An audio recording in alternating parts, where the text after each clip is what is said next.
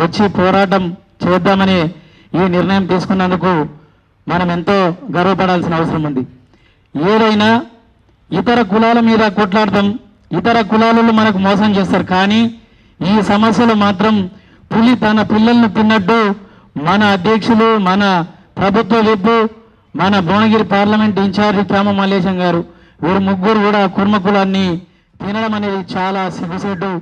మనల్ని అభివృద్ధి చేసుడు దేవుడెరుగు, కానీ మన పిల్లలు హైదరాబాద్లో ఒక సీటు కోసమో లేకపోతే ఒక పూట పడుకోవడం కోసమో ప్రభుత్వం, ఆనాటి ప్రభుత్వం వెనుకబడ్డ కుర్మల కోసం భవనాన్ని నిర్మిస్తే ఆ భవనంలో సగం వీళ్ళ చేతగానితనం వల్ల సగం కోల్పోయినాం.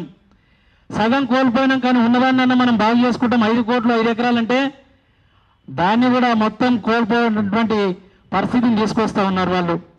మనం ఐక్యంగా లేకపోవడం ఒకటైతే, వాళ్ళు హైదరాబాద్కు మాత్రమే పరిమితం అవ్వడం, కేవలం డబ్బున్నలకు మాత్రమే వాళ్ళు ఛత్రీలు పట్టడం, పీటలు వేయడం అనేది ఈ కుర్మ సంఘంలో జరుగుతున్నటువంటి ఈ నిజమని మనం ఒప్పుకోక తప్పదు. ఎందుకంటే ఈరోజు ఆదిలాబాద్ అడవుల కాడికి మొదలు పెడితే మనకు మొలుగు అడవుల దాకా అసలు కుర్మలకు జరుగుతున్న నష్టాన్ని ఎవరు పూడ్చలేము.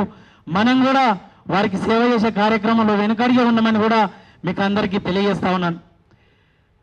అనేకమైనటువంటి దాడులు వచ్చినప్పుడు నేను మీడియాలో ఉన్నా కాబట్టి నేను కుర్మ రిజర్వేషన్ పోరాట సమితి రాష్ట్ర వ్యవస్థాపక అధ్యక్షునితో పాటు తెలంగాణ జర్నలిస్ట్ యూనియన్కు నేను రాష్ట్ర ప్రధాన కార్యదర్శి ఉన్నాను. మా రాష్ట్ర అధ్యక్షులు కప్పర ప్రసాదరావు అనేక విషయాల్లో కూడా కుర్మలపై ఆయన వేరే బ్రాహ్మణ అయినా కానీ అనేక విషయాల్లో మాట్లాడి దత్తాత్రేయ గారి దగ్గరికి తీసుకుపోయి అనేక విషయాలు కూడా విమలక గారితో కానీ క్రాంతనతో కానీ అనేక విషయాలు చర్చించి వీటి మీద ముందుకు పోయాం. అనేక పోరాటాల్లో మనం ముందుండాల్సిన అవసరం ఉంది. మనకు తెలంగాణ విటలన చెప్పినట్టు ఎవరిపైన దాడి మనకు అవసరం లేదు. మనం చేయాల్సింది ఈ సమస్యను ఒక డెడ్లైన్ మనం ఇద్దాం.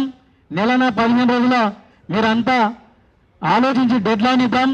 ముందుగా యజ్ఞమల్లేశ్వరం ఇల్లును ముట్టడి చేద్దాం, తర్వాత బీర్ల ఐలే ఇల్లును ముట్టడి చేద్దాం, తర్వాత క్యామ మల్లేశ్వరం ఇల్లును ముట్టడి చేద్దాం. ఇంకా సమస్య పరిష్కారం కాకపోతే అసెంబ్లీని ముట్టడి చేద్దాం, రేవంత్ రెడ్డి ఇల్లును కూడా ముట్టడి చేద్దాం, నారాయణ విద్యా సంస్థలు వాళ్ళ ఇల్లు ముట్టడి చేద్దాం. ఎవరైనా మన పిల్లలుంటే నారాయణ విద్యా సంస్థల్లో చదవకుండా మనం చర్యలు తీసుకుందాము. బీసీ మంత్రులు కూడా ముట్టడి చేద్దాం.